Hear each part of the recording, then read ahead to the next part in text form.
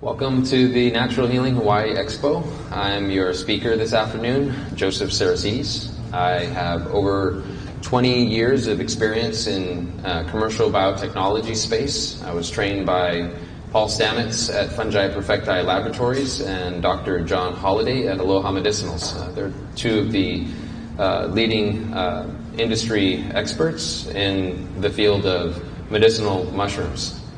I've since then have done much of my work in biotechnologies. I'm a consultant in the industry. I design and develop Class 100 Sterile A clean room laboratories for the production of many of the medicinal mushroom products that you guys have probably seen out on the shelf in health food stores across the country.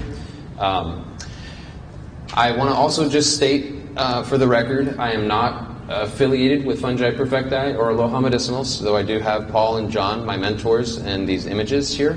You may have seen some of their work recently on Netflix and many of the documentaries that have come out. For the past 2 decades, I think people have been gaining more and more awareness about the power of fungi. And I want to prepare you guys to kind of take a deep dive down the rabbit hole, if you would, and really kind of broaden your scope on the history, the benefits, and the clinical research around medicinal fungi. But overall, I tried to make this a visual experience. I know for those of us that are visual learners like myself, pictures and slideshows, as they say, pictures are worth 1,000 words. So you're about to get like an encyclopedic rundown of the history of fungi.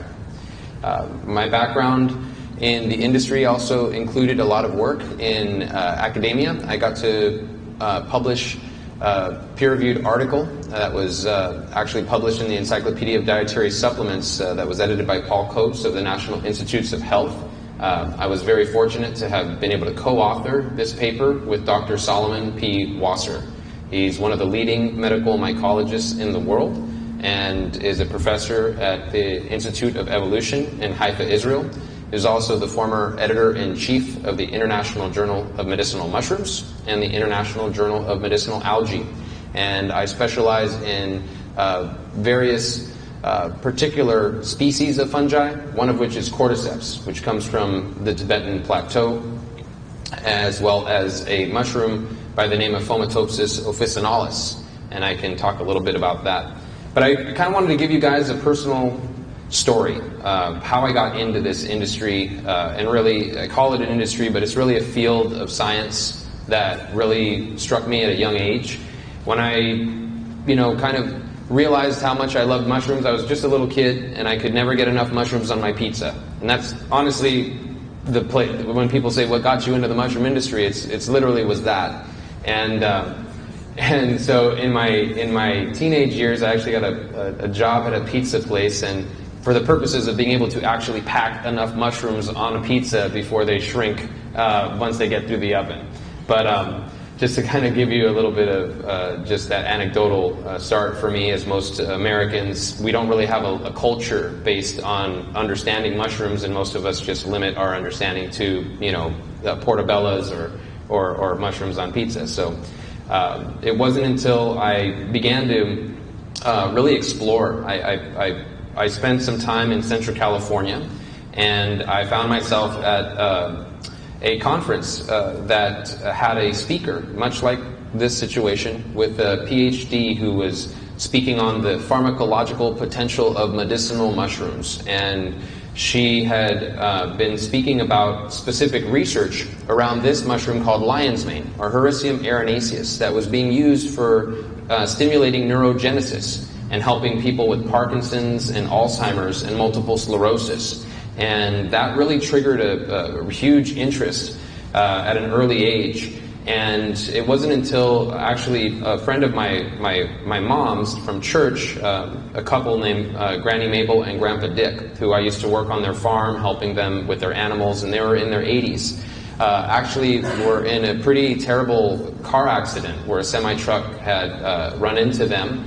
And luckily, physically, they were okay, but it struck in such a way that the whiplash caused Grandpa Dick to go into a sudden onset bout of Alzheimer's and Parkinson's. And the lights went out, so to speak. You know, he just was not who he was before. And I had been hiking through the oak woodland forest of the old growth oak trees that were throughout the Central California region, and found these mushrooms growing on these trees. And so I had harvested some and took them to Granny Mabel, and I said, you know, maybe we can try this to, you know, with Grandpa Dick and see if in the case there's any benefit, because there's a lot of really amazing groundbreaking research being done in the use for these fungi in helping people with neurodegenerative diseases.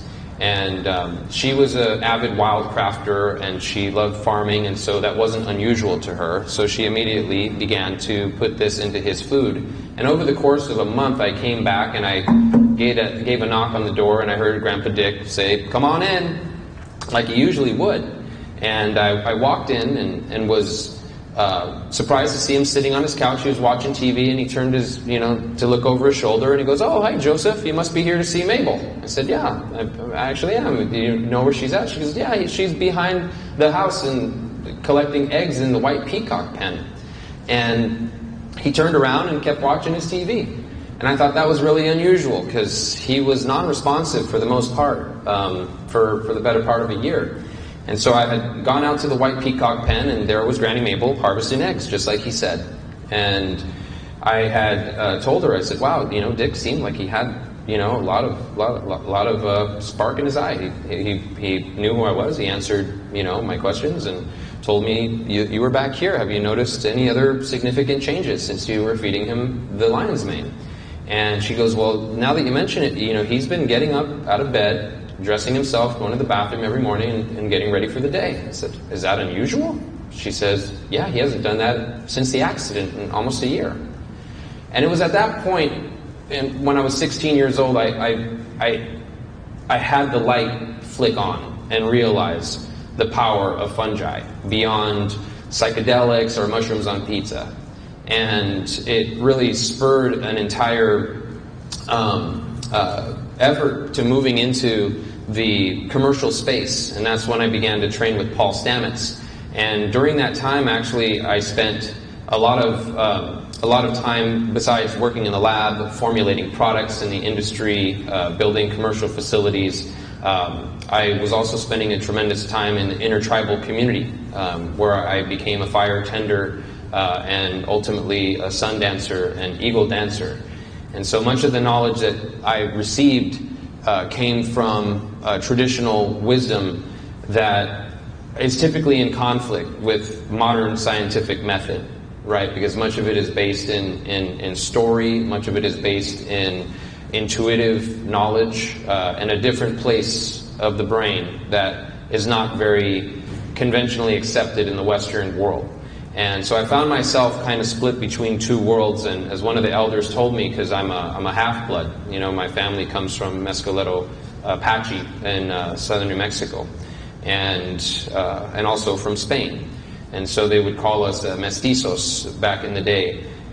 So it never really kind of fully accepted into either culture. And one of the elder grandmothers told me, she says, you know, it's going to be your job to like balance these, you know, your feet, one in each world, and bring peace, because these cultures have typically been at war for a long time.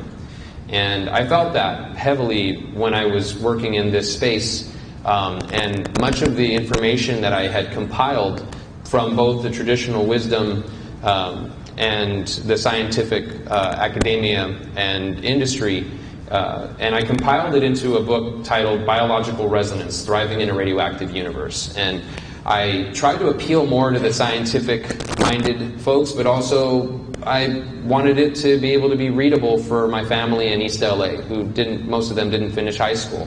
And so I decided to try to draw that bridge and create this work that really covers a broad spectrum of many of the subjects we're going to go over today. And so I'm excited to be able to share some of this information with you, because much of it you may have already heard, and I'm sure much of it you have not. So we're about to take the deep dive here.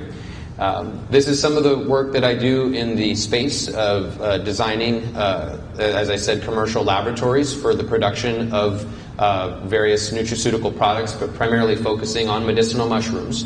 And a lot of people are saying, wow, that's a lot of like stainless steel in laboratory, where's the forest? You know, and again, this is kind of where the balancing of the worlds, having one foot in one and one foot in the other, really kind of come into play, and trying to find a middle ground. But to take you back in time, when the earth was in a primordial state, right, there were no soils before fungi had digested the rock to create it. There was no atmosphere that was conducive to, you know, mammals breathing oxygen, because there were no plants yet. And so when we're considering the radioactive environment that the planet Earth was in its primordial state, it was very hostile to life, right? I mean, you're getting direct impact of solar radiation and cosmic radiation without the protection of our atmosphere. You were, you know, dealing with noxious gases and all kinds of different volcanic byproducts, and you know, it was, as I said, it was a very hostile environment. And it wasn't until fungi began to break down the rock and generate the soils that created fertile ground for plant life to develop. Initially, you know, there's actually archaeological fossils that were found in Afghanistan that were first thought to be ancient petrified trees, and they found out that they weren't trees at all, that they were giant prehistoric fungi called Prototaxides. And Prototaxides, you know, grew several meters tall when plants had only evolved only a foot or two in height. And so the fungi have cultivated this planet from its inception. And very few people understand that relationship between the soils and plants and the roots of plants is how this all began. And over 90% of all plant species on the planet have mycorrhizal association. So the fungi and the plant roots have created a symbiosis, a symbiotic relationship where the plant roots with mycelium can absorb hundreds, if not thousands of times more minerals, nutrients, and water than plants without. And we see that constantly whenever there's, you know, logging or forestry resource extraction occurring and we damage the soils. The forest never grows back the same way once we disturb that biome from the fungi. And it wasn't until just recently in the last 50 years that scientists really started to understand that just because you put a seed in the soil doesn't mean that it's going to grow healthily if that microbiome of the soil is not tended first. So you really look towards the fungi, who are the ones who grow soil. And you need to grow your soil before you can grow your plants or anything, right? So that's really a big component of the environmental keystone species that fungi play. And since that prehistoric time, fungi have developed in complexity and evolved into the entire kingdom of fungi, of which there's hundreds of thousands, if not millions of species that we just are beginning to learn and understand. And when you're looking at simpler fungi like molds and yeasts, mildews, things like that, very, you know, much more prevalent in the ancient past, whereas modern day higher fungi, perfecti as we call them, are the ones that you're more familiar with, like from the grocery store, from mushrooms, you know, that are on your pizza. But as we move through the timeline, we see that cultures around the planet have always had connection to fungi.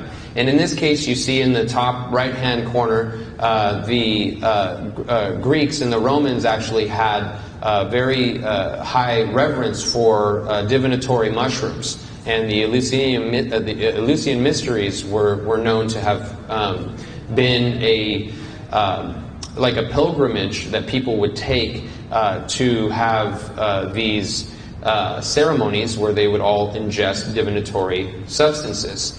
You see this in North Africa as well, in Algeria, and this is a 10,000-year-old cave painting of this bee man that is covered with psychoactive mushrooms. This is not too dissimilar from the way that the Aztecs and the ancient Maya had also consumed these mushrooms. And you see myself here with Paul Stamets with a collection of mushroom stones from Mesoamerica, from the Mayan culture, who actually also constructed many of these. And we see that much of that was at the core and the essence of the early development of spirituality and culture that all seem to kind of stem back. And without going into too much detail on this, I'll just tell a brief synopsis of the story of Quetzalcoatl, a god, or Cocucan, depending on Aztec or Mayan, but a very similar origin story of their people, was that the rainbow serpent came down from the sky and had gifted mankind the three things in order to build their civilizations, which were the knowledge of the sacred fire, the knowledge of the sacred mushroom that they call Teonatacatl, it means the flesh of the gods, and the knowledge of how to measure time. And with those three things, they built their civilizations that rivaled Rome and the largest pyramid structures on the planet that exist even till today. And so, again, it kind of brings us back to some of the origins of culture, some of the origins of our intuitive scientific curiosity that have moved us and driven us into the future. And again, many of the tribes that I have sat with myself have a very rich folklore around fungi, and much of the art and much of the medicine work that has been done, or even the process of carrying fire through time and using different types of punk that was derived from these polypores, from these mushrooms that could actually carry embers for long distances. It allowed for the ability to transport fire across wide landscapes. And even in the Orient, we know that they've been using fungi for thousands of years, whereas in the West, we're infants in both culture and in our knowledge and history of natural medicines. And this particular mushroom has well over 1,500 years of documented usage and a safety record to back it. And these were actually used by the imperial families. They were restricted use to the commoners. And reishi, as the Japanese call it, or lincture, is how the Chinese call it, or we call it Ganoderma lucidum. It's the Latin, right? And these have been, again, used for very broad spectrum of various ailments and illnesses throughout time. And so they call it a panacea, a cure-all, right? And so whether you're dealing with stomach ulcers or heart problems or blood sugar issues or cancer, this has had a very highly revered history, and has been known as a mushroom of immortality. Is always part of certain types of elixirs that the royal families were using to prolong their lifespan. And so even as I'm mentioning here in Asia, and in Japan in particular, this is where much of the cultivation and the art of production for shiitake, which is common mushroom now that many people know at the grocery stores, but traditionally was a staple and is a staple in Japan. Shi means oak, and take means mushroom. And so, of course, it grows out of oak. It's a mushroom that grows out of oak. And it's also very well known in the clinical research to have yielded a very powerful compound called lentinin, which has been shown to be a very powerful anti-cancer agent in the clinical research. And now, of course, with the modern day of biotechnologies, we can commercially propagate these species, much of which were typically used by cutting down oak trees in forests. And now we can use agricultural wastes and byproducts from agricultural waste to actually upcycle and convert them into mushrooms on a mass scale. And so, there's a lot of people who say that mushrooms can save the world, and if you're not one of them, you will probably be before the end of this presentation, and see why. Back in the 1920s, there was a man by the name of Alexander Fleming, and he was a scientist that accidentally discovered penicillin, an antibiotic that has saved hundreds of millions of lives since the discovery that he had made. And it originally started with him culturing a mold. It's in the genus of Penicillium. And the petri dish was contaminated with bacteria. Particularly in this image, you see the Staphylococcus bacteria. Staph infections are amongst some of the most terribly painful flesh-eating bacteria that exist on the planet Earth. And he noticed a zone of inhibition around the fungus, and that it was preventing the growth of the bacteria from infecting the fungus. And it was with this accident that he had realized that there was something going on between that interaction of the fungi and the bacteria. And he extracted what we now know as penicillin. And since then, many different types of antibiotics have been produced from various different sources, whether it be yeast, fungi, or other bacteria themselves. And there's still a lot of limitations in that because they don't kill fungi. And so a lot of times when people take antibiotics, they get yeast infections as a result because it kills all the bacteria but allows the yeast to grow. And you know, there's always more to learn, there's always more to develop. Whenever we think we know everything and that the science is settled, we find out that how little that we actually know in the realm of medicine. And so there was a researcher by the name of Gordon Wasson who actually is responsible for having gone down to Central America, to southern Mexico in Oaxaca, and was actually invited by a Mazatec elder named Maria Sabina, who was a curandera, or medicine woman, in this region. And he was invited to a ceremony where he ingested psilocybin mushrooms that had been used by the Maya for thousands of years for not just divinatory spiritual experiences, but for healing and the body from various different illnesses. And as a result of his work with Maria Sabina, he took it back to the West in the United States and unwittingly became a pawn of this CIA, who then took much of his research and began to experiment with psilocybin as well as LSD. And this is really how the 60s and 70s hippie movement was spawned, was actually a result of Central Intelligence Agency's research on various psychotropic substances. And a very kind of an interesting history to come from a very humble woman in the mountains of Mesoamerica. And so I want to give credit where credit is due to the elders and to the cultures that this medicine came from, because all too often these medicines are taken and misused and typically I will just say stolen from the people who understood how to use this in a responsible and ethical way. To read a quote from Maria Sabina, she said, "Cure yourself with the light of the sun and the rays of the moon, with the sound of the river and the waterfall, with the swaying of the seas and the fluttering of the birds. Heal yourself with mint, with neem and eucalyptus. Sweeten yourself with lavender, rosemary, and chamomile. Hug yourself with the cocoa bean and a touch of cinnamon. Put love in tea instead of sugar, and take it looking at the stars.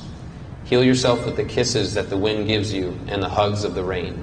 Get strong with bare feet on the ground and with everything that is born from it. Get smarter every day by listening to your own intuition, looking at the world with the eye of your forehead. Jump, dance, sing, so that you live happier. Heal yourself with beautiful love. And always remember, you are the medicine." And so Gordon Wasson went on to write several books of his ethnomycological research from various different cultures from around the world, whether it was from the Greeks, whether it was from the indigenous people of Russia, whether it was from the indigenous people of Mesoamerica. He spent a tremendous time in his career really advancing much of this research that we are now seeing much of the excitement in the scientific community around. This is the origin story of mushrooms, is what I'm trying to say. And many people that have been following the news and the research around psychotropic mushrooms in specific from the genus of psilocybin I want to take a moment out of this slideshow to explain what is exactly going on here. And within the last 10 to 15 years, finally, the researchers have been allowed to study these species of fungi, which have, of course, been a Schedule I drug and were basically banned from almost every Western country in the world, and considered to be a very dangerous drug, along with up with heroin and cocaine. But when you really look at the statistics and the safety of these substances, mushrooms is literally the safest substance, even more so than tobacco. And so when you start to consider the actual safety of these substances, it's important to understand that these mushrooms are not toxic to the human body. A lot of people have the misconception that they're poisoning you, and this is why you are having a psychotropic trip, like many other drugs that are actually poisoning your body that are inducing this altered experience. What fungi have, and specific to the species of the different species of psilocybin, is a compound called psilocybin or psilocin, which is what is absorbed by the brain in the human body.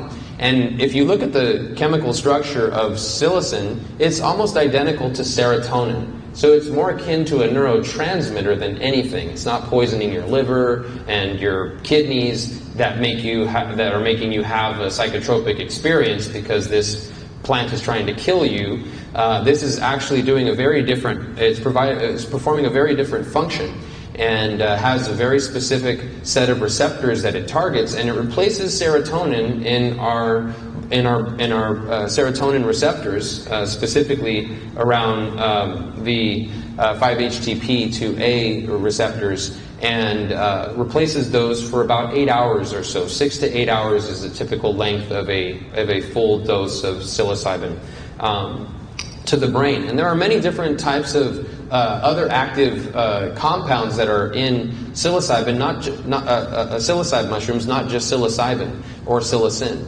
And it's important to understand that nature created these compounds to act synergistically together, and not to try to find a magic bullet and to fractionate, isolate and fractionate and synthesize compounds. And there are some times where that's useful and that's helpful, but more often than not, the more that we isolate and the more that we synthesize compounds, we typically see an increase in side effects. And some of those side effects can be pretty terrible, as most of you have watched those pharmaceutical commercials and they rant off the fine print about everything that it can do for your headache, but then tell you all the things that it can do to kill you, and that they're not liable if you get a heart attack from trying to cure your headache. And so it's these reasons that I'm much more in support in favor of the whole food as a medicine, as opposed to trying to create a chemically synthesized isolate or something of that nature. When you're looking at the different various dosing of psilocybin, you can see that a lot of people have fear around not wanting to lose control and going into a complete psychotropic fit and seeing dragons flying around in the sky. But that's not necessarily the case if you monitor dosing. And so clinical settings, depending on whether you're considering a microdose, you don't actually have to have those a full-blown psychedelic experience. You can actually have a much more mild effect that just increases your mood, increases your ability for cognitive function and concentration, increased mental stamina, things like that. But there have been shown some tremendous clinical benefits to doing megadoses, as we call them, in a full-blown psychedelic experience in clinical settings. And I'll tell you a little bit about that here.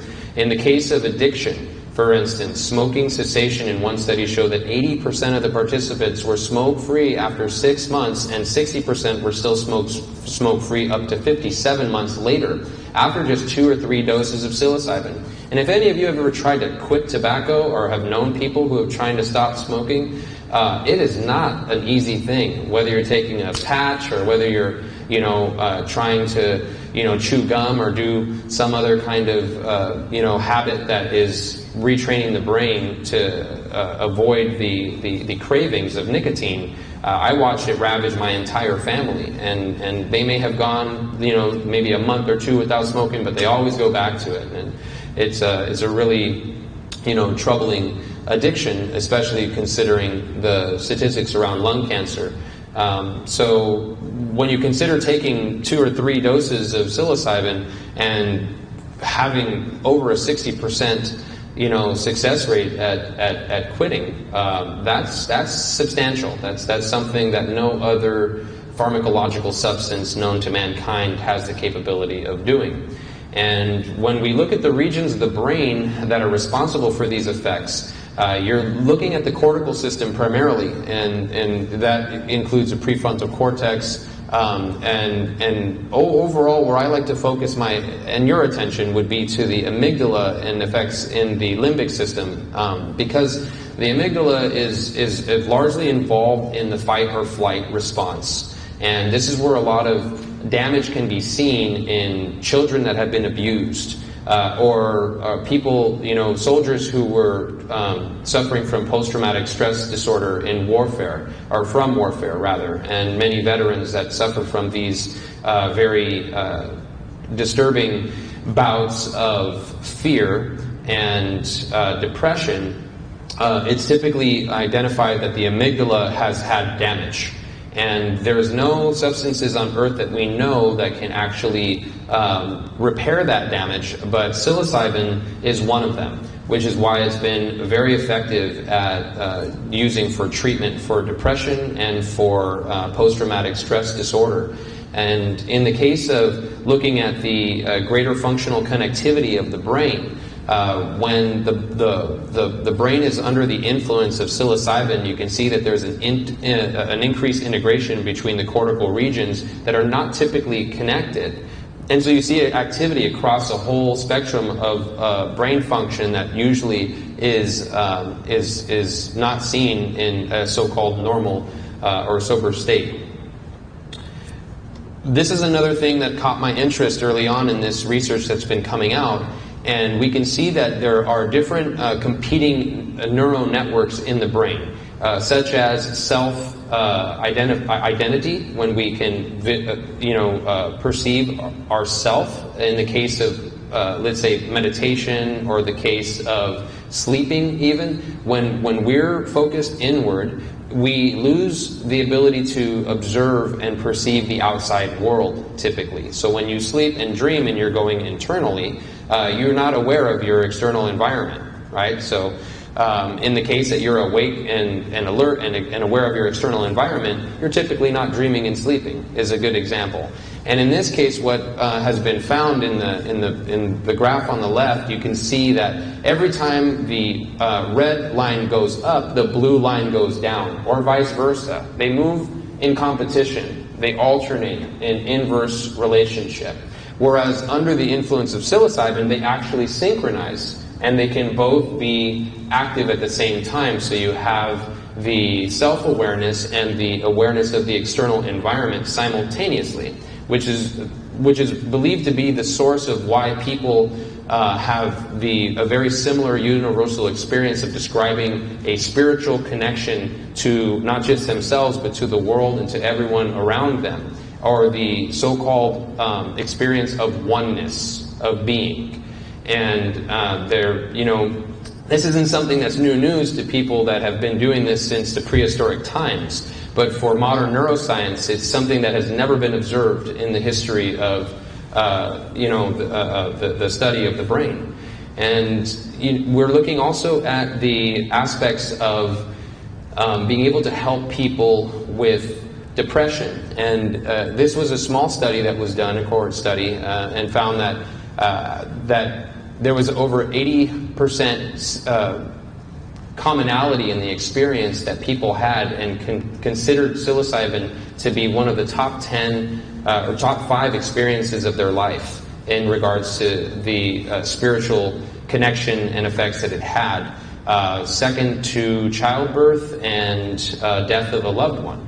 And so when you consider those aspects, in just relating to behavioral psychology and the ability to have profound experiences. It's no surprise, to me personally, as a mycologist, as why this is the case. We also know that in the case of depression, especially clinical depression that is resistant to treatment, that we know that there's a relationship between the limbic system with the amygdala and the hippocampus, and that there are issues when we are experiencing stress and it triggers negative responses and reactions in the amygdala. And what was found is that when there was psilocybin in the system, that it actually reduced the negative responses in the amygdala to stimuli that would otherwise cause someone to basically have a triggered negative depressive experience. And so those are some aspects that I think are very novel. And compared to traditional antidepressants, which require a daily dose, hallucinogens can show beneficial effects for months from just one single dose, which is another very powerful tool in clinical psychology that just does not exist from pharmacological substances that are produced and sold by the pharmaceutical industry. And so this is what is really triggering a lot of very powerful wave of movement in the realm of clinical research that is sweeping the world over in the last several years in particular, and realizing that the legislation and regulatory restrictions on this substance really need to be reviewed and revisited and adjusted to the point where the research can be done and the benefits of this substance, which has been shown for thousands of years of usage by human beings, to be proven safe and effective, truly safe and effective. We can also see here in this graph showing the long-standing ability to reduce depressive episodes and the severity of depression just from a single dose. This is a little bit of a groovy picture, and I hope it doesn't offend anyone's senses, but I thought it was kind of a neat little illustration of just showing prehistoric, mammals. I mean, whether it's monkeys or Homo sapiens finding their way to consuming, this substance from psilocybin, which triggers a very powerful, profound effect and abstract thought and the development of spirituality, the development of culture, the development of our ability to abstract, complex topics and allowing for higher levels of reasoning. A lot of people have various different beliefs. This doesn't necessarily represent my belief, but I thought it was a neat illustration, so don't take it too literal. Now we're going back again in time to the father of medicine, and Hippocrates, or Hippocrates, was a Greek physician and philosopher. And every doctor in modern day has to take the Hippocratic Oath to do no harm to their patients. Some doctors do better at that than others, but for the most part, we are seeing an unprecedented degree of, we'll just say, malpractice when it comes to really putting the patient first and the profits last. And so I think it's really valuable to look back at our ancestors, wherever we're from in the world. Doesn't matter where you're from, the indigenous people of the planet for thousands of years seem to have had a very powerful and profound understanding that I think we can all learn from today.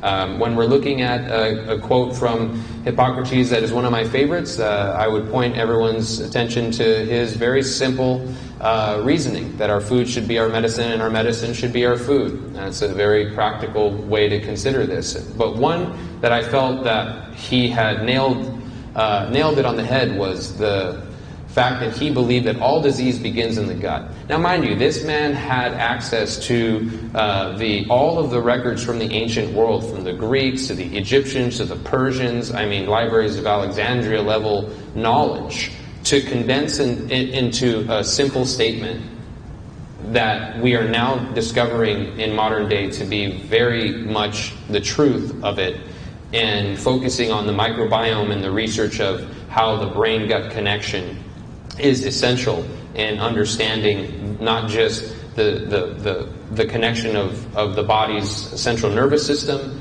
but the immune system, the cardiovascular system, the digestive system, all of these things are connected and work together. It's been, the habit of modern science to try to separate all these things as if they're disconnected and pigeonhole different academic disciplines into one degree or another.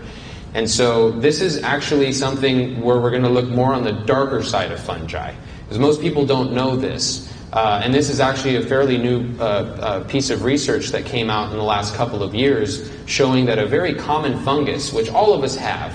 If you've had dandruff, you have this fungus. If you've ever had athlete's foot, you have this fungus. If you've ever had, ringworm, you've had this fungus. And it's a very common dermaphyte that lives on not just humans but animals alike. And it's called Malassezia. Many people may have heard of it as Taenia.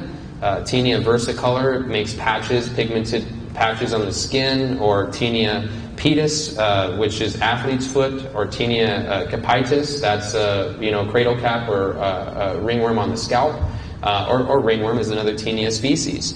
And we've always considered these as superficial mycosis. They just exist on little localized areas. You put a little ointment, a little cream the doctor gives you, and that's all that there is to it. But now we're realizing it's a much severe situation than that, because we know that it now grows in the intestine and can actually colonize the colon, and it consumes fat. And so whenever we're eating a high-fat diet, which much of the Western diet is, it actually feeds not just the bad bacteria like E. coli or staphylococcal bacteria, but this very nasty fungus that can grow in the gut, that can then breach the gut through so-called leaky gut and infect the liver, infect the pancreas, and even make its way to the brain, and is now being associated with everything from Alzheimer's and Parkinson's, as well as multiple sclerosis, as well as pretty much every cancer known to mankind. And it was even just until last year in November that a research article was published showing that fungi were detected in 35 cancer types. At the core of the cancer cells, there was fungal DNA found. And this has been something that has been discussed for over 20 years, but not taken very seriously by the medical community. And I actually wrote my book over 10 years ago, and I spent a great deal of time focusing on parasitic fungi, because they are the root of almost all disease, because they like to live in the gut, which is where all disease begins. And it's a very readily available food source that they can just continually eat what you eat. So I always say, you are not what you eat. You are what is eating you. So choose your microbes wisely and protect your cells.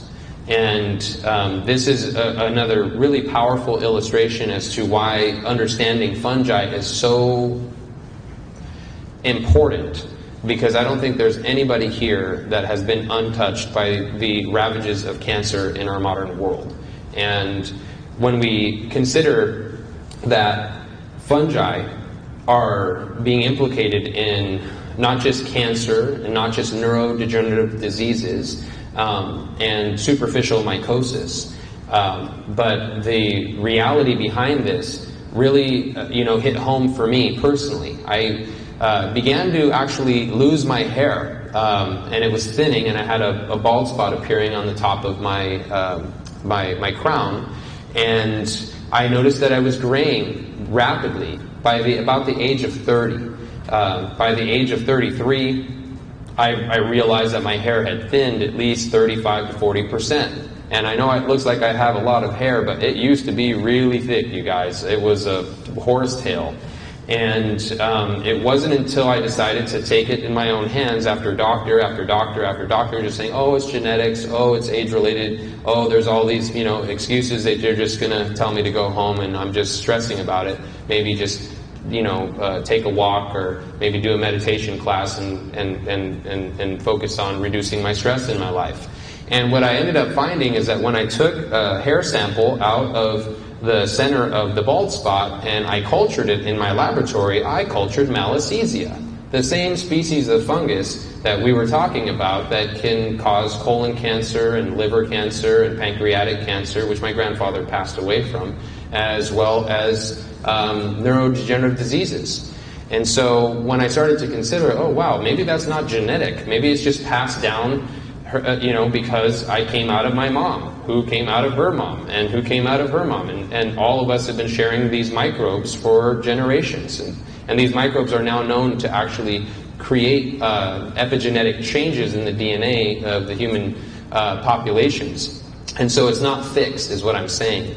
But ultimately I decided to use different oils to test in my lab, and used a Kirby-Bauer assay analysis, not unlike Alexander Fleming did to discover antibiotics. And I seriesed over 100 different types of oils, as well as pharmaceutical products like ketoconazole and itraconazole and tetraconazole, fluconazole. These are all the azole drugs that are used clinically for treating fungal infections. And many of you that have had to deal with your own fungal infections, maybe this is too much information here for everybody, but I just want to get real, right? Is the fact that when we're all trying to deal with these infections without adequate drugs that are effective, I realized that none of those pharmaceutical drugs or even natural products were working in all of my lab cultures, except a few oils. And this was clove oil, oregano oil here that you see that completely killed this fungus. And you can see the tissues in the center, just like I did that one. And I actually used an antibiotic on the left in order to kill all the bacteria and isolate the fungus. And so again, for those of you who have taken antibiotics, that's what's happening. When you put antibiotics in your body, these fungi then thrive because it kills all the other bacteria that would otherwise compete with them. So it's a tool we use in mycology to isolate fungi, and we use the antibiotics to our advantage to be able to beat down the competitors or contaminants and just isolate the fungus. So I know these three pictures aren't the greatest resolution or quality, but I'm hoping that it just provides you guys with some real practical insight as to how this actually works. So when a doctor takes a swab and they send it to a lab to culture, they send it to someone like me, I culture it and I see what it is, we identify it, and then we see what we need to use to kill it. And so this is basically how biotechnology works. And over time, when I started to apply the oil to my hair, as you can see in the recent images, I really grew my hair back, and much of the rapid graying is actually starting to reverse. So my hair in the actual sunlight, you can see sort of blonding, where the gray was much more prevalent. And so I thought that was sort of an interesting aspect of understanding that age-related illnesses is not just purely genetic or purely based on the amount of years we've lived. It's largely determined by the microbial environment of our body. And these are things that, again, I think are very early on in the research phase. If I can ask to hold the question to the end, I will remember, because there is a bit to get through, but I will try to do some Q&A. In the realm of the health benefits of medicinal mushrooms, we know that they're very good for the heart, they're very good for the bones and skeletal system, they're good for the immune system, they're very effective at preventing and helping to ameliorate the issues of diabetes and blood sugar issues, also known to help with weight loss and anemia, as well as modulation of blood pressure, increasing brain function and cognition, as well as improving the quality of the skin and reducing inflammation. And we know that all disease is related to inflammation.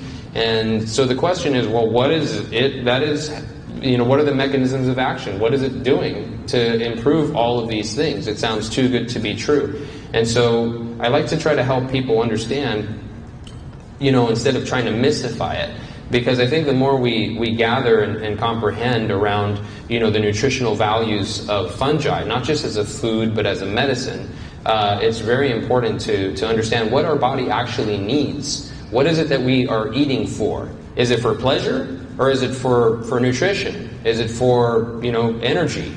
And maybe all of those things can be true, but to really understand what it is that our body needs, there's a lot of focus on protein, there's a lot of focus on minerals, but not very many people talk about fiber. We're going to talk about fiber today because it is the core of life on this planet, okay? Because fiber makes up the soils that plants grow in, that we're supposed to consume to fill all of our intestines and our colon with, our gastrointestinal tract with fiber. And it's the soil of our gut, right? And that in the relationship to understanding what that means, for the instance, we're looking at fibers from mushrooms, specific fibers like lentinin and tremelin and PSK, ganodarin, schizophylin, griffalin, and plurin. And these are all have been actually isolated and used in cancer research studies around the world, predominantly in Asia. And it was found that these, even PSK and lentinin, as well as crestin, are some of the most widely used anti-cancer drugs in China. And the U.S. is very slow to catch on. The FDA has not approved any of these for the treatment of any disease or prevention of any disease. And there still seems to be a lot that the regulatory agencies need to catch up with, because the rest of the ancient world and modern world seems to be advancing far beyond our current Western medical practices. But going back to the point, you know, this is sort of a mystical, arena when people say, oh, well, you know, shiitake has lentinin, or, you know, turkey tail has PSK crestin. What does that mean? Well, they're all beta-glucans, and that still doesn't answer the question. What is a beta-glucan? They're protein-bound polysaccharides. That's even more complicated. And so what it really is fiber. These are soluble fibers and insoluble fibers, meaning some of them dissolve in water, some of them don't. And at the end of the day, that's as simple as we're talking about. Just like the gelatinous material that you see in oatmeal, that's fiber, right? Same thing in chia seeds, that's fiber. All that mucilaginous, gelatinous, goopy stuff that comes out of plants and fungi that we're told to make sure we eat, so that we, prevent colon cancer, so that it's good for our cholesterol or our heart health, or for our blood sugar to help, prevent diabetes. There's a whole host of reasons why fiber is essential for the mammalian physiology. And the effects of beta-glucan, besides, lowering cholesterol and balancing the blood sugar, it's effective at helping the respiratory tract. Most importantly, that I'd like to point out, a lot of people like the idea of it being useful for weight management, but it's really the effects on the gut microbiome is the key to what they are doing in the body. Because the gut is the second brain of the human body. Because it should be the first brain, because it actually contains more neuronal connections than the brain actually does. And it produces a large amount of our serotonin. And so most people are like, wait a minute, serotonin's in my gut? I thought that was having to do with my brain. Well, it does have to do with the brain, but it's mostly produced and manufactured in the gut. And most people are familiar with serotonin, not just because we were just talking about psilocybin's akin likeness to serotonin, but for depression. And again, you're starting to put the puzzle together and say, wait a minute, psilocybin is very much akin to serotonin, and it cures depression. And, we're looking at medicinal mushrooms that have no psilocybin. They produce fibers that when we consume them, they are showing to also have very tremendous benefits and effects and impacts on the health. And largely because they're feeding the microbiome, meaning the microbes, the bacteria in your gut are not just fixed. Depending on what you're eating will determine what you're growing. As I said, you are not what you eat, you are what is eating you. So choose your microbes wisely. Because when you consume, let's say, a high amount of animal products, and I'm an advocate for the consumption of animal products, I'm not trying to, say that I'm not, but when you start to consume, like, let's say, 80 to 90% meat in your diet, and with a little vegetable garnish on the side, what you do to yourself is you fill your body full of flesh and fat, which is proteins and fat. And the microbiome then is benefiting all of the organisms that can break down flesh and fat, which are flesh eaters, like E. coli and staph and other creatures that like to eat flesh. And those aren't the best guys to have growing in you when you're made of flesh, right? So to consider the reality that our guts were designed to predominantly fill the colon with fiber, because it helps to mobilize the food through our body, what we call transit time.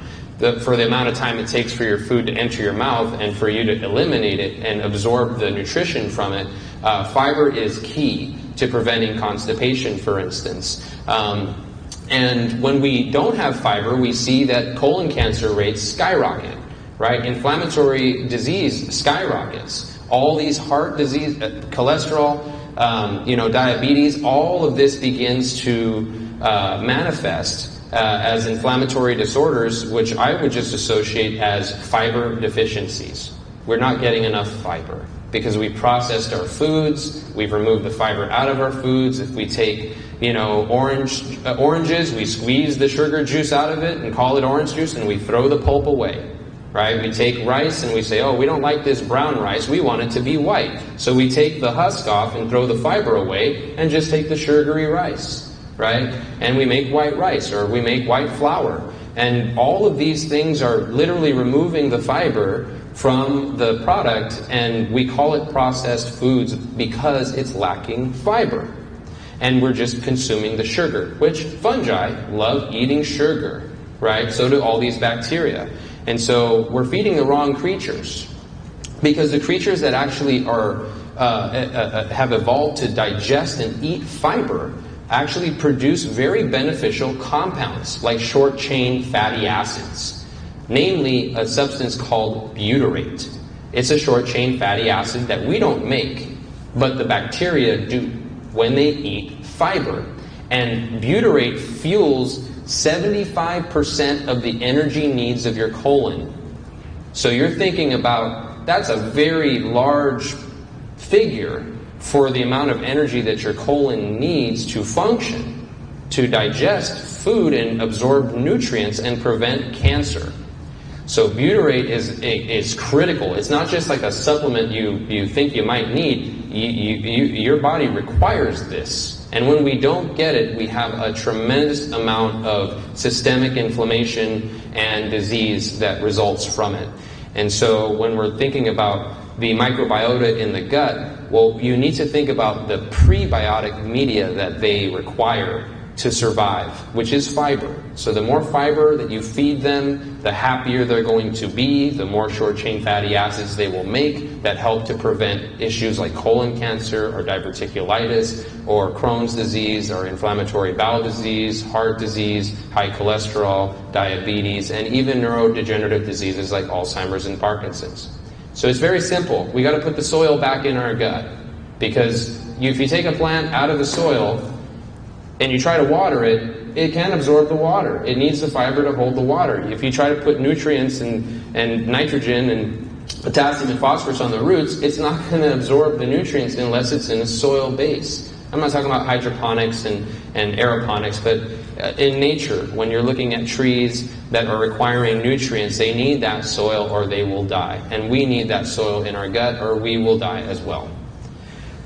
So the aspects behind fiber are not just limited to preventing constipation and and satiating hunger, but really a whole systemic-wide components around how the gut-brain axis communicates, from the vagus nerve and the development of manufacturing of serotonin, and also your immune function, from being able to produce cytokines and natural killer cells, as we call them, white blood cells. These are all essential components to the body's ability to function properly.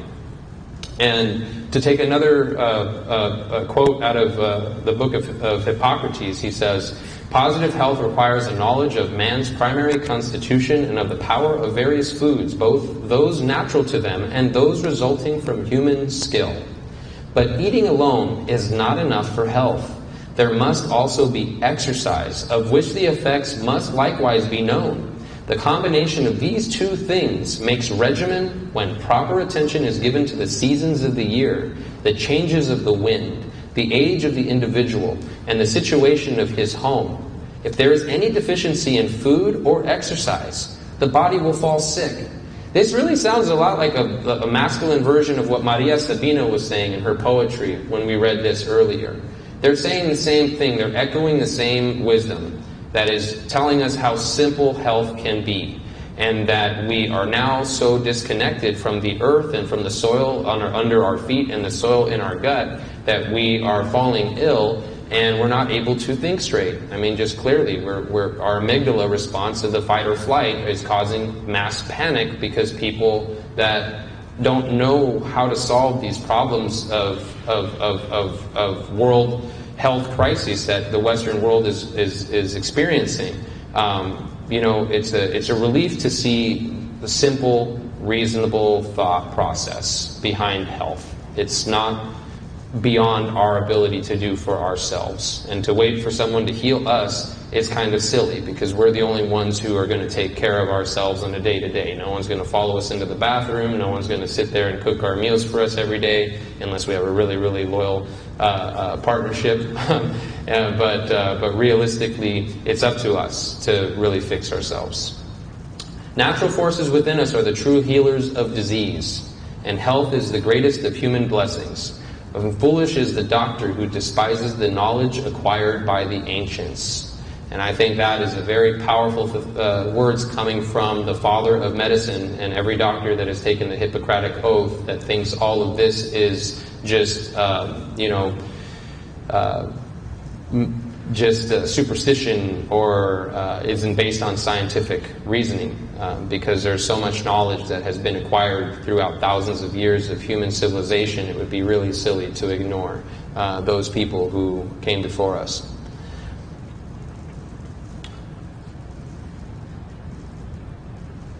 I actually developed a probiotic and prebiotic fiber product, which I'm carrying out in the booth just outside of this conference room. And I spent 20 years developing this formulation to really try to address all of these things that we've talked about today, in providing the body with an adequate source of plant fibers and fungal mushroom fibers, as well as different probiotic organisms that are effective at producing short-chain fatty acids in the gut.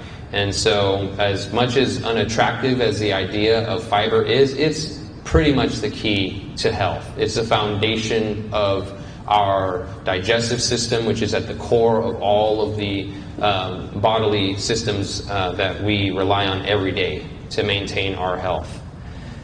Now, I'm going to get into some other interesting creepy crawler world of fungi as well, in regards to their ability to feed on radiation. In the case of Chernobyl, back in the 1980s in Ukraine, there was a terrible, terrible meltdown, which actually contaminated large amounts of radionuclides around the northern hemisphere. And there are radioactive particles that can be traced all over Europe, for instance, that originated from the source of this nuclear meltdown, which dispersed particles of radionuclides like cesium and uranium into the atmosphere, which spread on the jet stream and deposited in soils and water and people all over the planet. And so, as we find ourselves in the nuclear age, and it doesn't take a scientist to know that nuclear meltdowns are a big concern. But the question is, what is the natural strategy that nature has used to deal with radiation? And again, the secrets of fungi become very important in understanding what is actually occurring.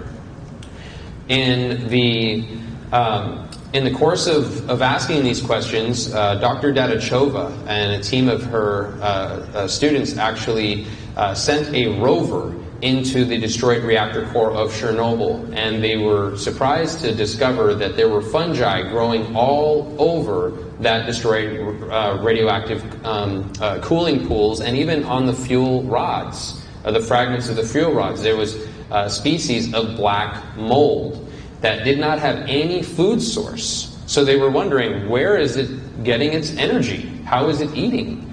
Everything has to eat something. And so they decided to take samples and culture it back at the lab, and what they found is that when they exposed the black mold to radiation, it actually made it grow faster. It didn't just survive the radiation, it accelerated its growth. And those of you who are familiar with black mold, like Aspergillus niger or Mucor, Stachyboides, these are really nasty parasitic fungi that are not good for humans. So when we see, especially in the tropics, You see mold growing all over the walls and in the panels, or you maybe have a leaky faucet or pipes in the bathroom or the kitchen, or not adequate ventilation after you take a shower, and you start seeing the black mold creep around on the paint, and you paint over it and they grow right through it. You spray a little bleach. Well, you can throw them in Chernobyl and they won't care. They're just on a sunny day at a beach in Hawaii, right? So the question was, well, what is it that they're using to absorb that radiation? Gamma rays, the most powerful high-frequency energy known in the universe. And they found that it was the actual pigment that is melanin that coats the cells of the fungus. And the same melanin that coats our skin, the same melanin that makes the color in our hair and our eyes, and no matter what race you come from, there are various forms of melanin and various colors of melanin pigments throughout nature.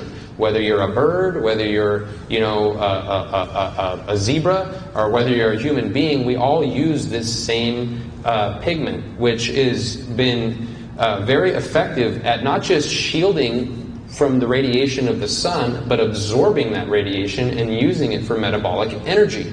And this really creates a whole other field of research of understanding the functions and use of melanin. And even NASA is considering coating satellites and the space station with melanin nanoparticles to shield from ionizing radiation, to protect astronauts and sensitive equipment that would otherwise be damaged by various forms of radiation.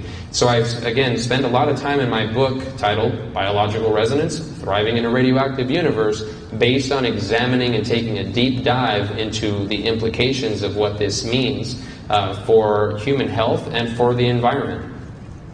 In the case of petrochemical byproducts, this is actually pictures from Fungi Perfecti Labs that Paul Stamets did early on. I was actually trained in microrestoration technologies, as he trademarked and patented that method. But overall, it's part of bioremediation strategies that when actually in contact with petrochemical substances, in this case oil, that are in contact with mycelium from this particular mushroom, being an oyster mushroom or Pleurotus austratus, it was found that the fungus is able to break down petrochemicals. And through a cascade of various enzymes, they can actually break apart these high molecular bonds, high molecular long chain molecular bonds, into simpler, we'll just say simpler molecules that then can be digested, almost like sugar. And then they can break it down and turn it back into soil.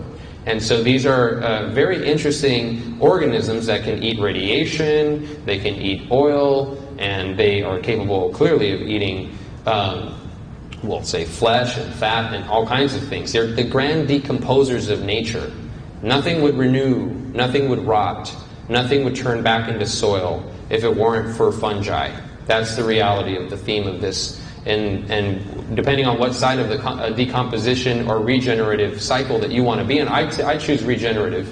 I'm like, hey, let's stay on the life end of the garden rather than play in the compost pit. You know what I mean? Like, that's the nature of life. We're trying to figure out how to stay alive and stay out of the compost as long as possible. And the secrets to these survival strategies, fungi are the keys, largely. There was an interesting discovery from a hairstylist, a barber, that was cutting hair, and they realized when they were sweeping up the hair in their salon that it actually absorbed the oil off the floor. And they were noticing that the human hair has the capacity to really hold oil. And those of you who have ever had long hair and know the nature of oily hair, I sure do. And understanding how easy it is for the human hair to absorb oil became the foundations of an innovation that was made to actually create these mats and these floats filled with hair to sponge up oil in the water from oil spills. Now the question is, well, now that you've got the oil out of the water, what do you do with it? Well, the next logical solution would be to feed it to fungi so they can break that down into soil, and you can actually generate soil from this otherwise environmental catastrophe. So it's, again, very simple and practical solutions that are cheap and effective and really outcompete any other methods, whether high-tech or low-tech as it gets, as composting. This is the realm of, again, fermentation and breaking down complex molecules into simpler ones to feed life. And that's what fungi have always done on this planet. Another aspect that I want to share with you is a little bit more of eye candy. It's definitely something that I felt that was important to share with you guys, and I was thinking, what would I present to an audience that I think would kind of capture the imagination of the people that maybe just want to see more of the visual beauty. And there are these particular structures called Lichtenberg figures, which a researcher by the name of Lichtenberg had actually discovered that when you discharge high voltage through glass or wood or even skin, these patterns emerge. And when I saw these patterns originally, I thought, wow, that's what we see in the laboratory. Every day we're growing fungi. These look almost identical. And here are some of those images of Lichtenberg structures from high voltage discharges. As you saw on the left, that was wood and two electrodes, like battery clips, basically running across a wooden board sprayed with salt water. And we see those very familiar dendritic formations. In this case on the right, that's literally just an electrode being hit with a hammer to discharge high voltage to the other electrode at the very bottom. And that's the structure that it creates. And this one in the middle, they did a little bit something more creative where they put the electrode in a configuration, in a geometric pattern, and then discharged it, and it made a rose. And so when you're kind of considering the nature of geometry and the nature of the universe being largely electrical, these are electrical components. On the left you see lightning discharge and meeting the ground. And on the right you see again another Lichtenberg structure that is being discharged through glass. And as we can see here on the left, we have a petri dish with fungal mycelium, which is very common in biotech labs where we grow species of fungi. And here on the right, we have an electrical discharge. And as you can see, these are very, very similar in structure. And the reasoning behind it is because of the fact that the universe is electrical. That's a fairly simple explanation. And when you look at fungi, or in the case this liquid mineral crystal from the Dead Sea, as well as neuron or brain cell and dark matter models of the universe, you're seeing these similar structures because they're performing almost identical tasks, which is moving ions through space. And they're just taking the sodium, the potassium, the lithium, the calcium, and they're moving them through a conductive medium.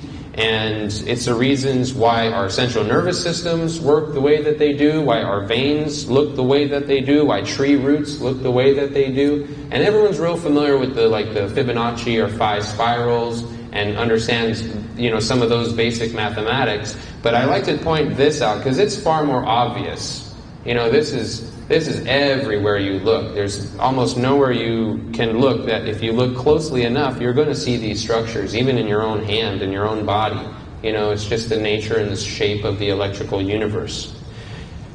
Here's an interesting image that is mapping all of the waterways in the continental United States. And this researcher actually did this for the entire world.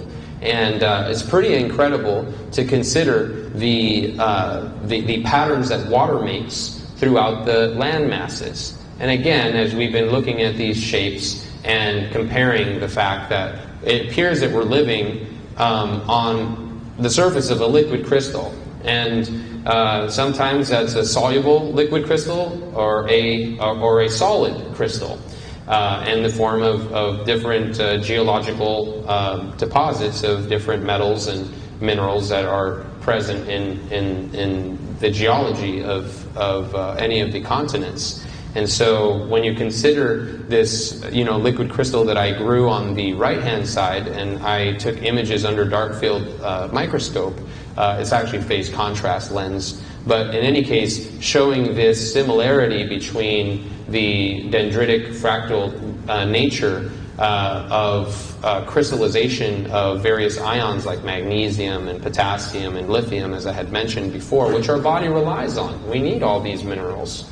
There are electrolytes. That's what are the functions of electrolytes? To conduct electrical impulses to the cells and to the neurons. That's the function of what an electrolyte is. So whenever anyone says, oh, Gatorade has electrolytes, that's what this means, is that we're able to use different salts, different elements, different minerals to conduct electrical charges when they're put into water. And water is life. That's the nature of at least life on the planet Earth.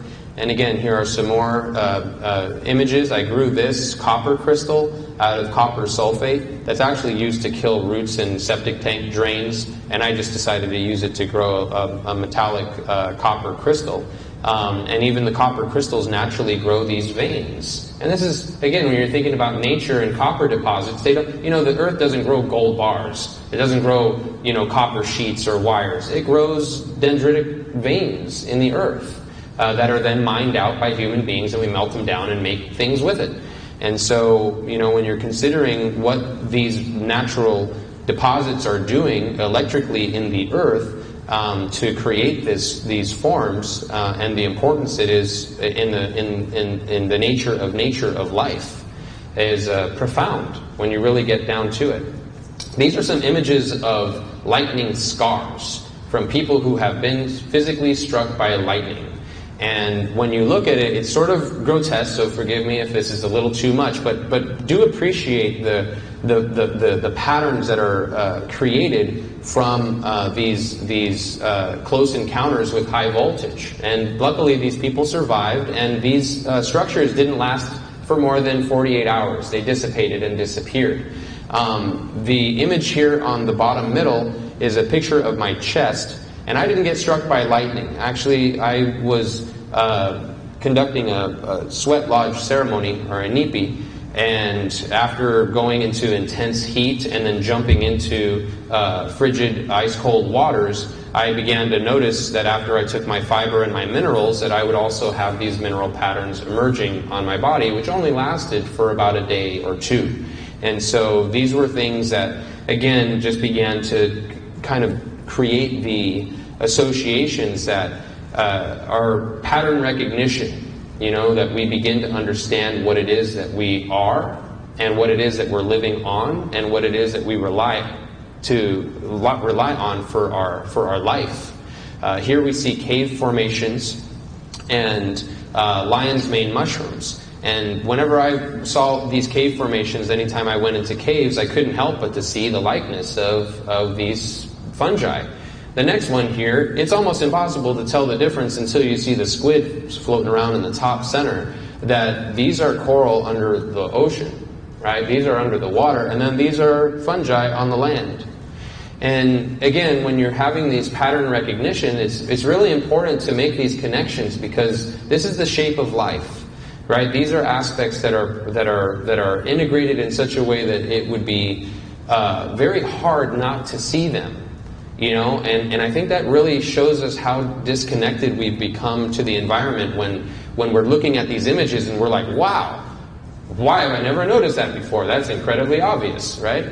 But realistically, it's the most obvious things that we seem to miss, because they're so simple and we take them for granted. Every day we see these things and it's normal to us. And I think that it's important to not lose that spark of creativity and that spark of intuitive discovery and that magic that the earth has to provide in our daily lives. I mean, it would be really hard to ignore this. It's really hard to not look at our bodies and go, wow, this is incredible.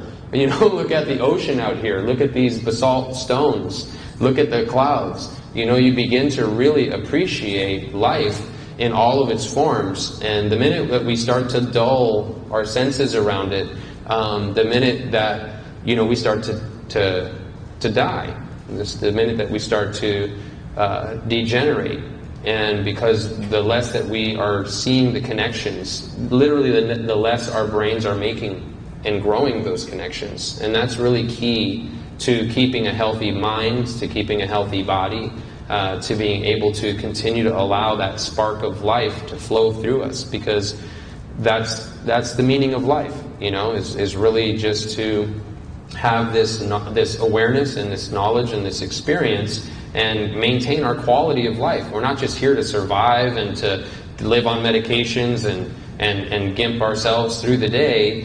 We're here as organisms that thrive. And again, the fungi were leading the way since before there was even soils to grow any plants out of. Here's some more images that I feel are very obvious. To look at what we call a coral fungus, which is their name, coral, because of the fact that it looks just like coral. It's not a surprise here, right? It's not rocket science. These are all very universal shapes of nature. Here we see the enokitake mushroom, which is commonly cultivated in Japan and consumed throughout Asia. And we see trichomes on a cannabis flower under a microscope.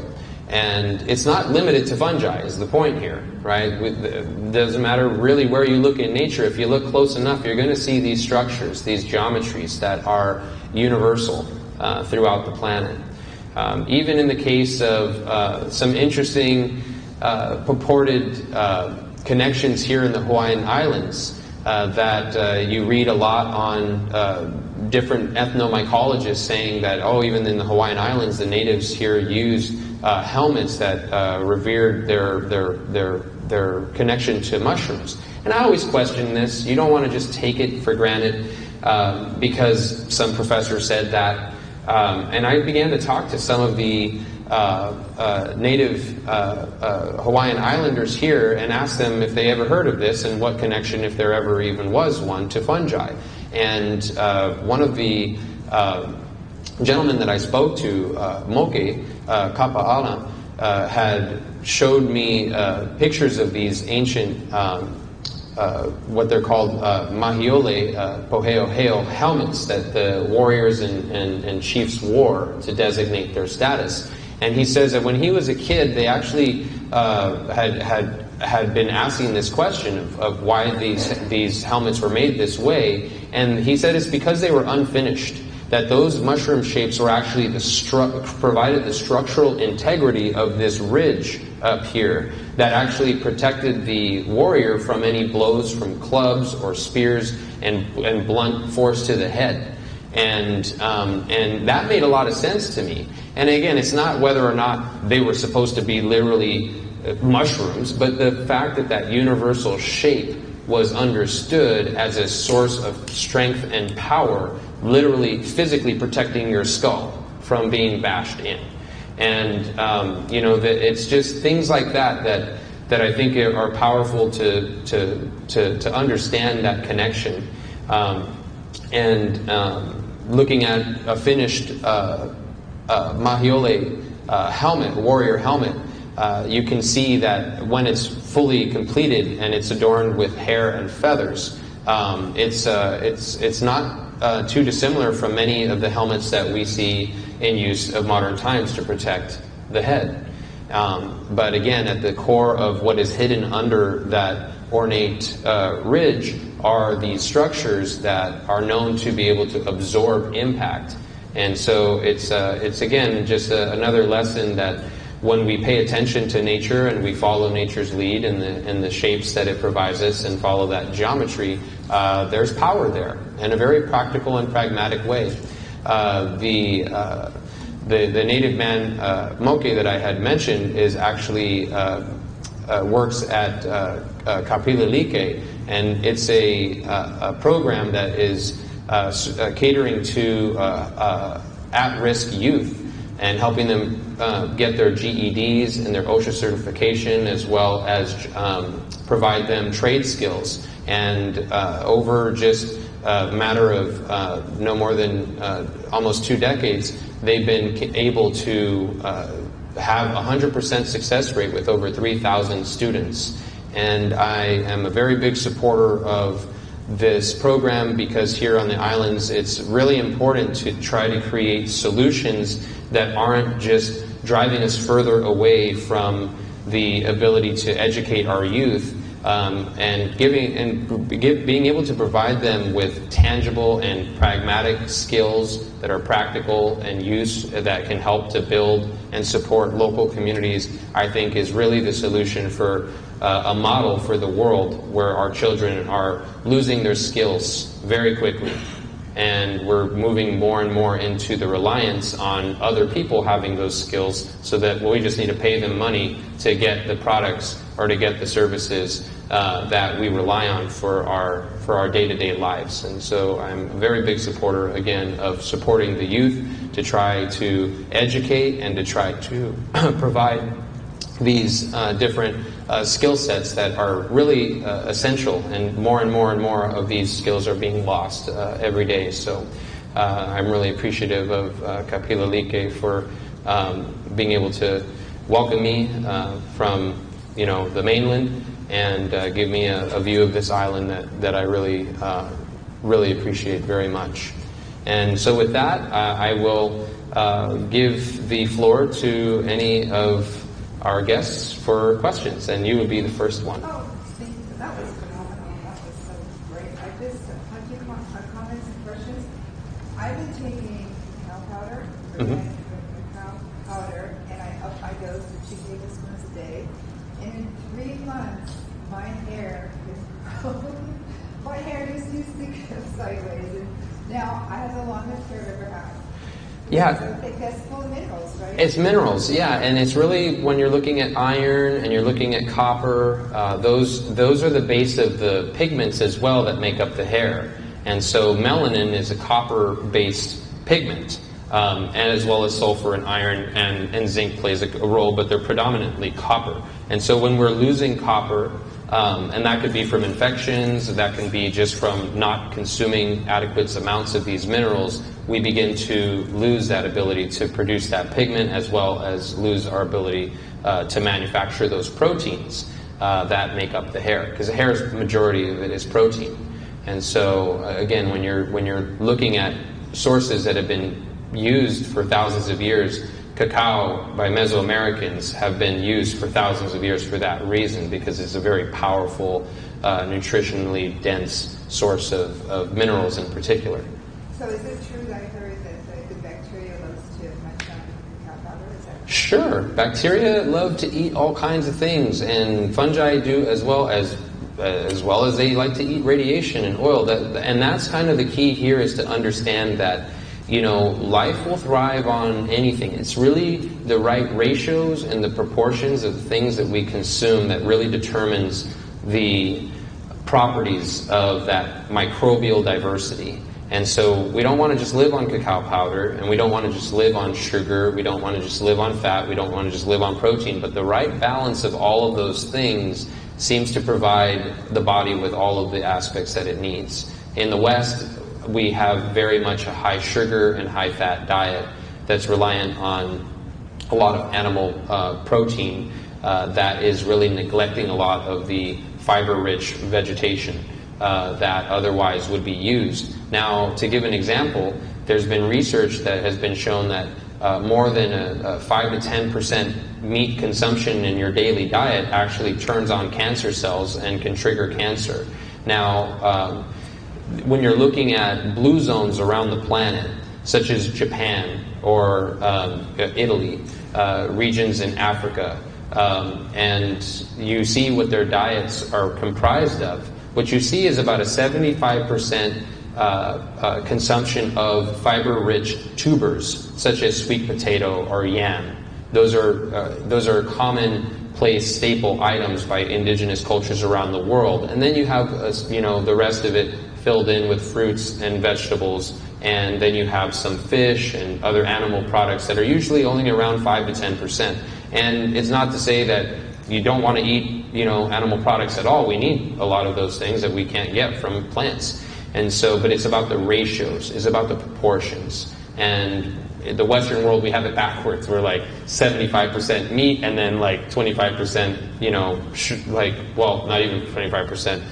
I'd like to say it was 25% fiber, but that's just not the case. And it's mostly like sugar and alcohol and processed refined foods, and then maybe some garnish of a little side salad or a little,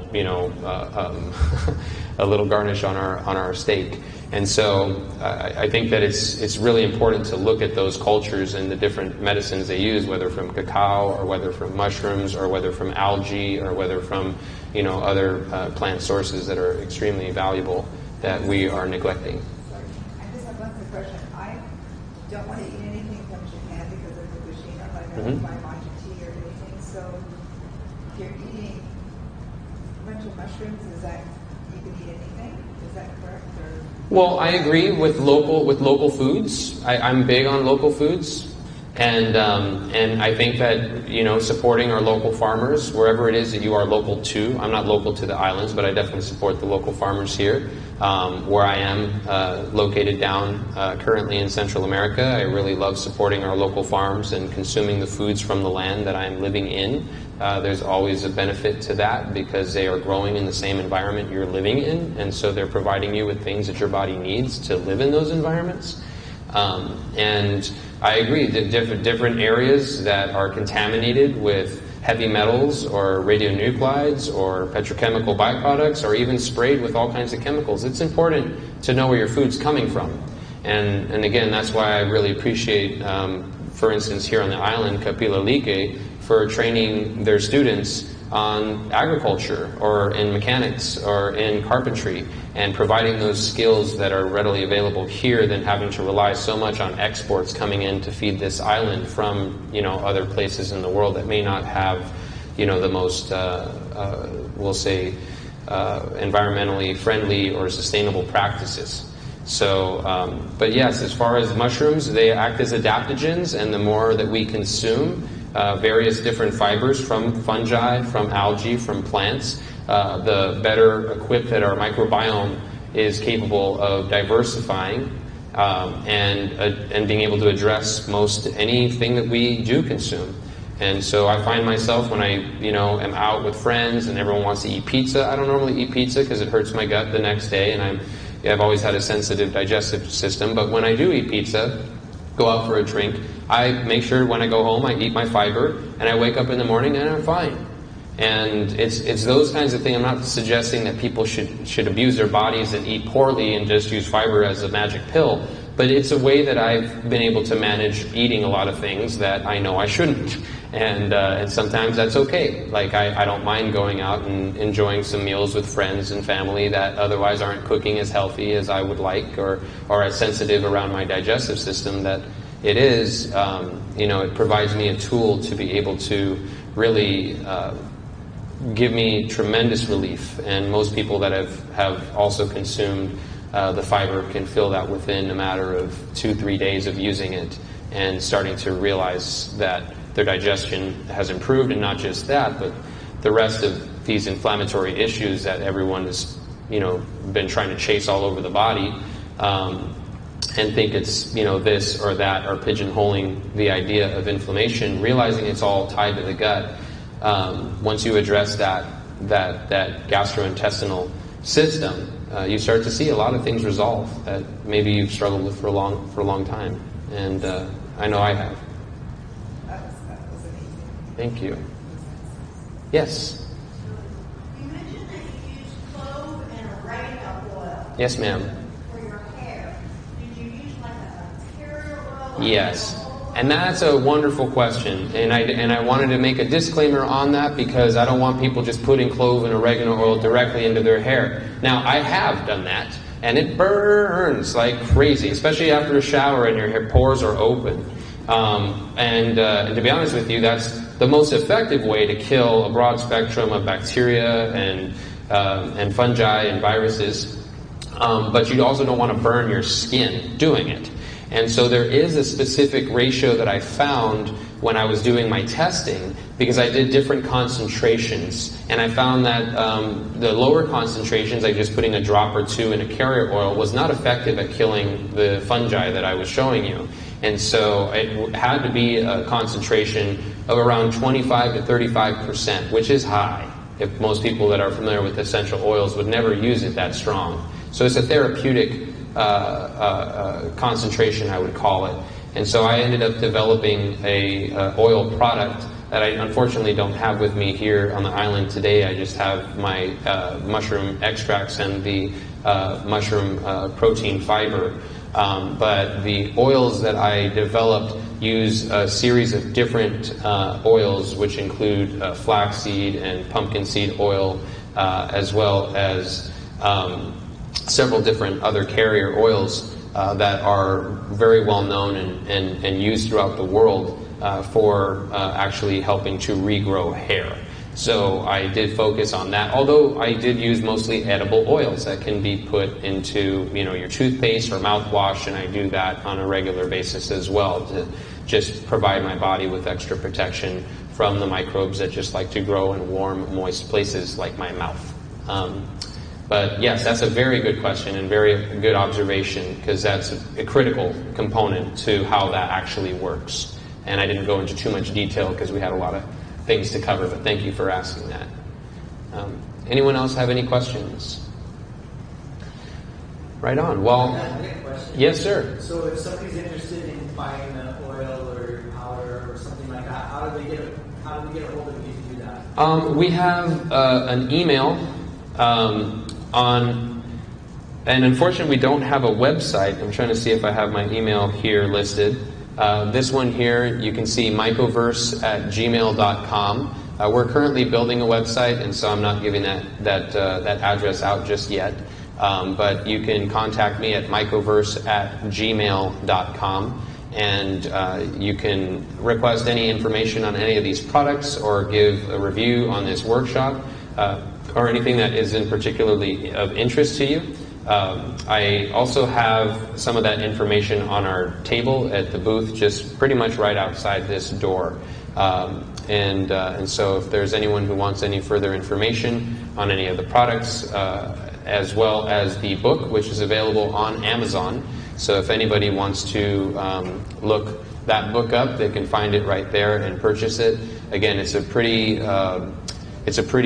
deep dive into the realm of fungi and all of the research that we just barely grazed. This goes very much in depth and really covers the modern scientific research as well as the ancient traditional wisdom that I have tried to bridge that gap because it's so sorely needed right now.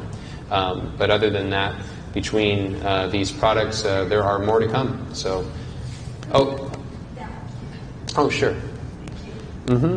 And again, I'm not big on marketing. I'm not big on branding. A lot of our stuff is very rudimentary and just MVP products. I mean, you can't find me in Whole Foods or in, you know, large chains. This has been mostly a labor of love to help myself and my friends and my family. And since I was giving this presentation and was invited out here, I figured I'd share some of that with you guys. So thanks for your support and your interest.